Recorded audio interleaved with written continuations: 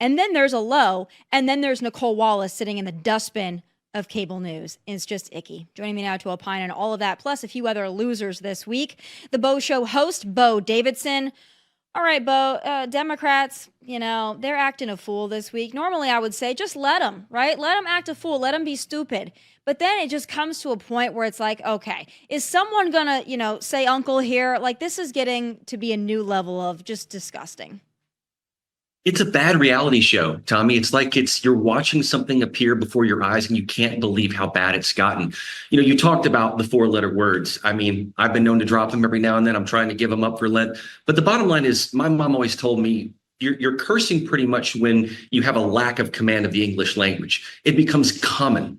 It becomes common speak. And unfortunately, I think that music culture have normalized this in a lot of ways. But for a sitting congressmen and congresswomen to do this, I think resorts us to a base level of normalcy. And I think that's really a sad state of affairs, because it just shows you they don't have the acumen. They don't have the cogent thoughts to be able to express themselves, that they feel that this is what they have to do. So every one of the losers that you just played, and unfortunately, mostly women, have resorted to a level of commonness that I think is a unfortunate state of where we are in America today. And you know what else I think it is, Beau? I think that the rise of social media popularity and clips going viral, I think whereas maybe at some point a sitting member of Congress, an elected official, somebody with a public stature would be horrified if a hot mic moment of them swearing or acting a whole ass got out. They would be mortified by that. But we're in 2025, and I feel like a lot of these people, they do it on purpose because they want the clips to go viral. They want to feel famous, and this is their way to go about it. It's saying the F word. It's saying that Donald Trump is Putin's hoe. Like, I really do feel like Jasmine Crockett and others do this specifically for the attention it brings them. And, if you want to get attention, there are several outlets for that. You can start a podcast. You can be on reality television. You can be on OnlyFans. But to use the United States Congress as your outlet for that to me is what I find just a sign of the times, but also just real disappointing.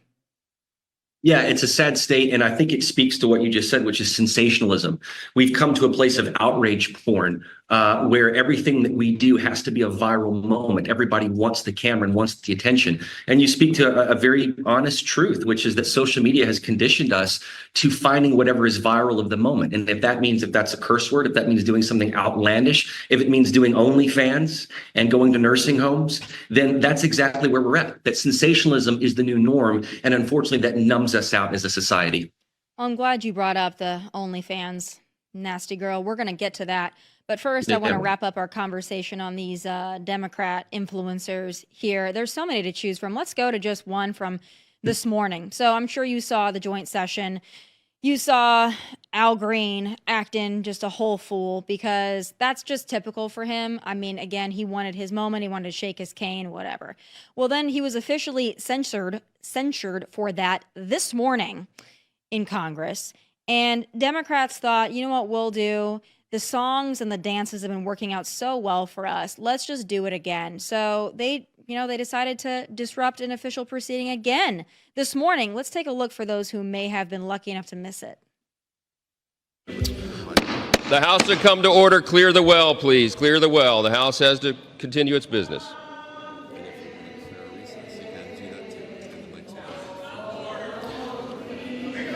Just say the House is in recess. Pursuant to Clause 12A of Rule 1, the House will stand in recess, subject to the call of the chair.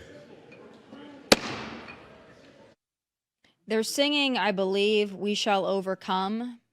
Not sure what you're overcoming, but again, another ploy to garner attention. What do you make of those individuals? Well, it's like you said, we shall overcome. We've heard this song literally before. And at what point do we overcome? At what point you had the first African-American president? There's so many milestones that we have overcome as a society. So at what point, how much must this continue? is what I'm trying to say. And I think that these disruptions, you think about Al Green, where I'm from, Tommy, in Memphis, there's only one Al Green. We don't want Timu Al Green. For people to call him an elderly black man, to say that that's a racism, a gesture of racism, to say that Joe Biden, to criticize him, is ageism. Not everything has to be an ism, Tommy. It's just is. And but they're unfortunately demented by the same reality, which is liberalism, unfortunately.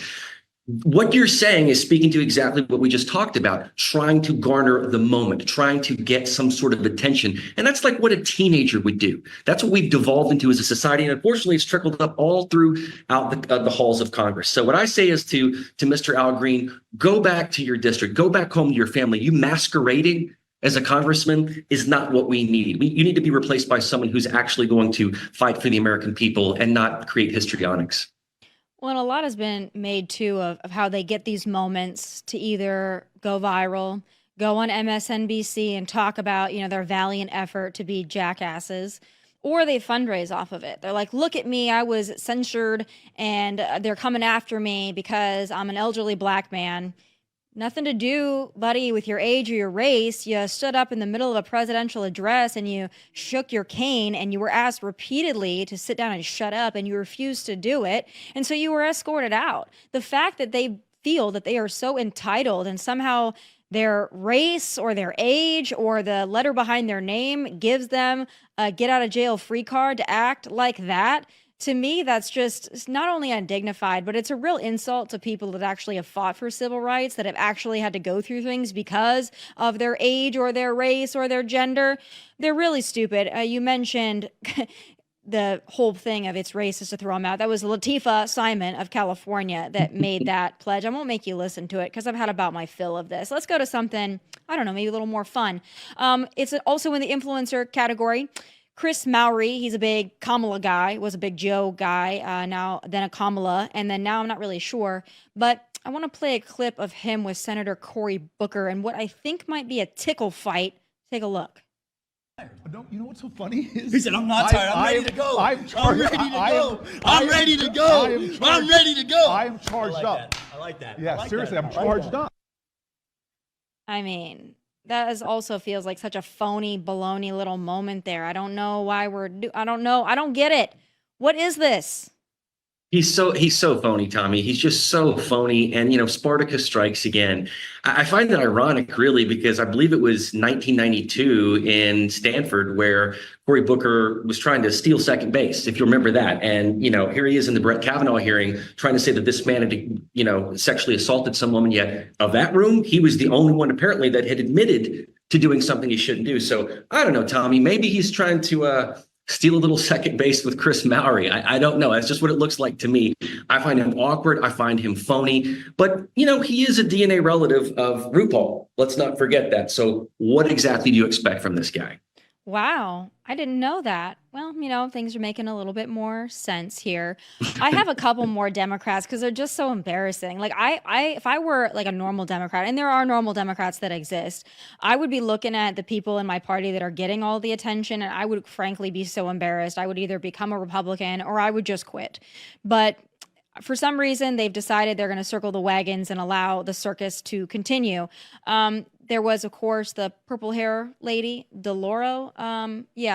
If you look up, like, what does an older white liberal look like? There's probably a picture of her here. Let's take a listen to her gripes and complaints.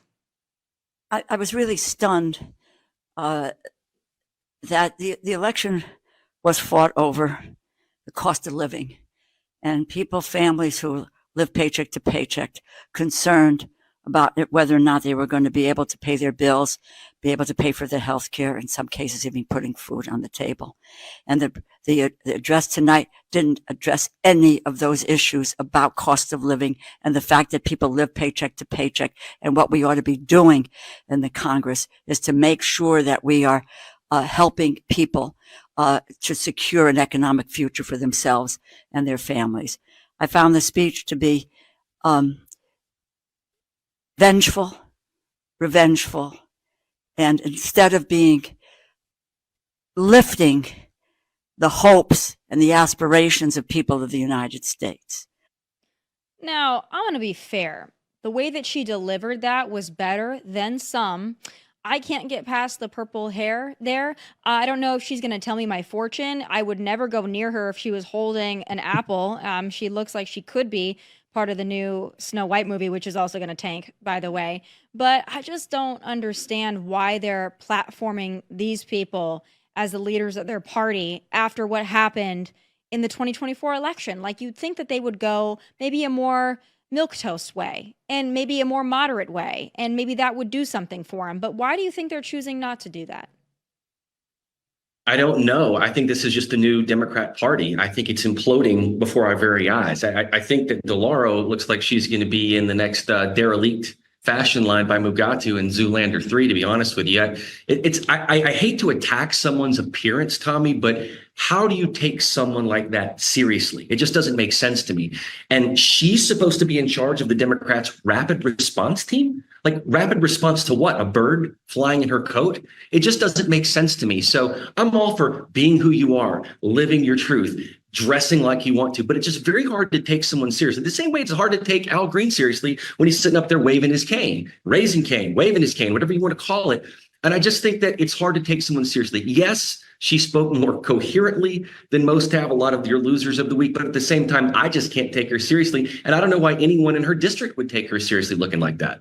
It's so wild. Again, this is a interesting country with a lot of different people. I guess we are a melting pot and the meek shall inherit the earth. I don't know if this was the biblical reference we were going for, but there it is.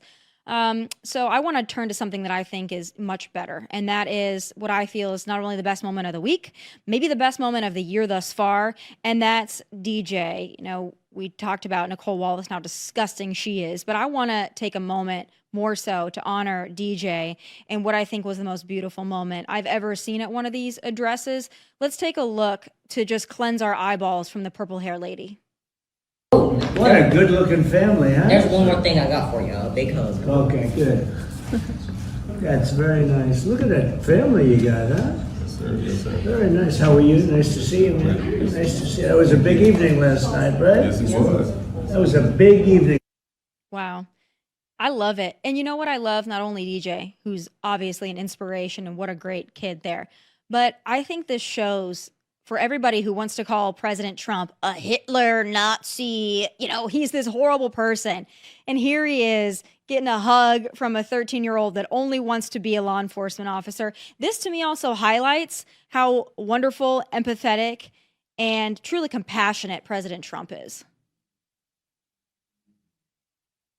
It's a moment of beautiful American apple pie. This is a chapter of Americana. And the fact that Democrats can't stand for it shows you their true colors. And I mean this in two ways. They can't just stand for it, literally. They can't stand it. They can't stand that a young Black boy is in there who has terminal cancer and who's beating it, is in the Oval Office hugging President Trump, the heartless President Trump, as you said, the Nazi President Trump. They can't stand the idea that he could possibly have compassion for this young man. I think that it speaks so poorly of Democrats and how they are. They think Trump is so heartless and he's not. And to DJ, to know your goals, to know your aspirations, your ambitions, to know you want to become a law enforcement officer, as difficult as that is in today's society, man, I salute you. I think that's so admirable. And it's just, again, this slice of American pie that we see that is just juicy. It's amazing. It is such a great chapter in our history that one party looks really bad on. Yeah. For the life of me, I really can't figure out what their calculus was the whole night, but especially not standing, not cheering loudly for DJ, for Alexis Nungary, for Laken Riley's family, for Mark Fogel, who was a returned, foreign prisoner, for the announcement that the terrorists who coordinated the attack at Abbey Gate that killed 13 U.S. service members, they didn't stand for that either. I don't know what the strategy is for them in not doing that. Those seem like pretty easy moments. I don't expect you to stand for deporting criminal aliens or cutting waste, fraud, and abuse. We get it. That's not your thing. But the easy moments, I can't imagine being on the opposing side and thinking that that's a good look. And I don't know what the end game is for the Democrat Party. If you were to give them some advice, what would you tell them, Beau? I would tell them, grow some cojones. I would say have some heart. Well, listen, I Beau, would say go. listen, I don't think you should tell them that because they already want the cojones in the women's sports. So they don't have a problem with that. That's true. true. Maybe they need to grow something That's true. else. I don't know. But that they don't have a problem with. And like, we need to, less advice on that. I think they've got that area just locked down, Beau. You know what I would say? I'd say go back to your district. Go to the local coffee shop. Go to your library. Go to a local play. And you'll find what America's really about. It's right there. That's where the heart and soul of it is. If you saw at a play, if someone was being acknowledged, a law enforcement officer or law enforcement officer's wife that had just been killed, you would stand up. You would have heart. And that's where I think is what Congress forgets, is who they represent. It's not all about the bureaucracy of Washington, D.C. You go back home to your district and you talk to people, you listen to people. The heart is right there. That's the heart and soul of the American people. That's who they need to be listening to, rather than these ridiculous histrionics that they're putting on display in joint sessions of Congress. I know that it's there. You know that it's there. They know that it's there. They just cannot give Trump the win. They feel like to acquiesce to him is to give him a victory, when in reality, everyone should cheer for DJ Daniel. Everyone should cheer for Jocelyn Nungare and the fact that we're doing something about the border, but they just don't want to give him the win. They don't. And it's real stupid for them if they ever want to win again. I mean, I don't know the calculus. I said we were going to be done with the Democrats, but I got one more that I saw this morning that I got to play for you. Not only are they vile, they're just so freaking corny. This is their little attempt at going viral with a video about choosing your fighter. We can't play the music behind it due to copyright reasons, but I think you get the gist. Some of them don't even know how to get into a fighter's stance.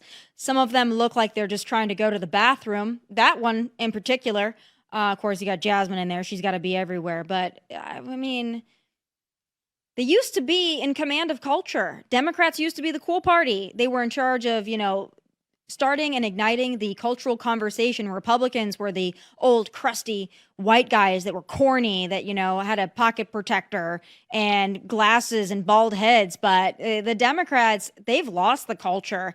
I don't think they're ever going to get it back, Beau. No, and I think it's cringe. And here's the funny thing about this. They're all fighters, right? They're women fighting for what? Not for women's rights, especially in sports. You put a transgender 250-pound guy in there and duke it out with them, we'll see what happens. Try that. Is that the kind of fight you want? I don't think so. So I find it highly ironic that all these women are putting their dukes up. Oh, we're going to fight. But they're not even fighting for women. You look at what the Senate Democrats did. Fetterman voting for it. It's ridiculous. So these women in this cringe video is just, of course, a testament to how cringe Democrats have become. But the irony of it is that if they got in the ring, a UFC ring, with a dude who's pretending and masquerading to be a woman, I don't think the fight would be too pretty. No, I mean, I don't even think they could take on most women, if I'm being honest with you. Whatever that was, like, if that's the best they got, man, they might never win again, which is fine with me, but also just sad for our country. You brought up early in the show the OnlyFans person. I know she has a name, but I don't really care about it. I just call her the OnlyFans nasty, nasty woman. But in another attempt to, I don't know, be philanthropic, she's now going to nursing homes to cheer people up. Now, listen, I'm all for going and giving the nursing home folks some excitement in your day, but using them as props for your porn, I'm not so sure that that's accomplishing the philanthropic goal that perhaps she intended, or at least is advertising it to be. Yeah, and this is what we talked about earlier, Tommy, is sensationalism. You have food porn, you have outrage porn, and now you have porn. And what I mean by that is there's a sensationalism around it. How many guys can I sleep with? What's the oldest guy I can sleep with? What's the youngest guy I can sleep with? And she thinks this is charity. I mean, she's creating a sense of one-upsmanship. And need I remind this OnlyFans model, I'm sure you know this, that nursing homes are some of the biggest breeders of STDs. I don't know if she knows that or not, but she might want to consider that. She's a multimillionaire from doing this, so there's an incentive to do it. And I think she said there's no amount of money that would get me to stop this, that this was a hobby of hers and that it's not outrageous anymore. That speaks to what I said earlier about the numbness that has happened. She's numb to it because it's so widespread. And now as a society, we in turn are also numb to it because we think this is normal. There's a certain normalcy that's created by it. And unfortunately, there's a certain financial incentive to do it as well. So every viral moment, STD included, is now part of the normalcy of the culture. And that is an absolutely detriment to this country and where we are as a society.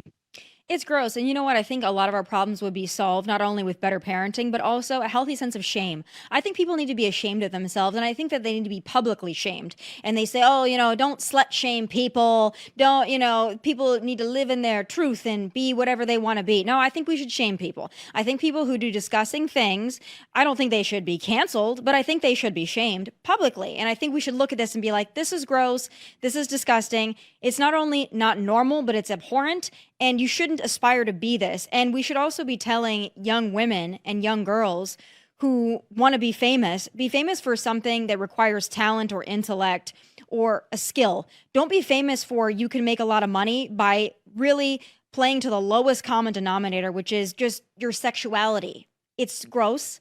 These people are gross. And I don't think there's a play for this once she gets a few years older. But, God help me, there's a lot of weird fetishes. So I don't even want to get into it. But God, the dustbin of history is where these people belong.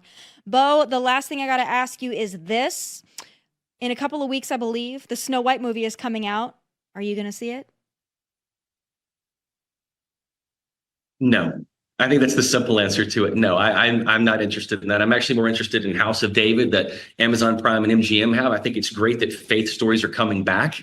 They get it from a certain book. I think you and I know it. It's called the Bible. And I think we need to see more storytelling that comes from that book. I'm very entertained and also inspired by that. And also, just as we're having a little cultural wrap up that's not political at all, I don't know if you've seen the hit Hulu show Paradise, but I highly recommend. It's one of the best shows that I've seen, and I'm not a big fan of scripted television, but it's a great one. And it reminds me a lot of what they did to us during COVID, locking us away, making us fearful of the outside. If you haven't checked it out, to you, Beau, and to my audience, please go check it out. I think it's a great show. And also, I like a little trash television. I just like it on Bravo, not in the United States Congress. But, Beau, I always appreciate you and your godly perspective. Thanks so much for joining me today. I also love your blazer. God bless you, and I'll talk to you soon. God bless you too, Tomi. Thank you. Thank you. Folks, that does it for this Thursday episode of Tomi Lahren is Fearless. I'll see you right back here tomorrow at 1 p.m. Eastern for a very special deep dive into education, or maybe miseducation, and what President Donald Trump can do to hopefully fix it. Please like and subscribe to the YouTube channel at Tomi Lahren is Fearless. From Nashville, God bless and take care.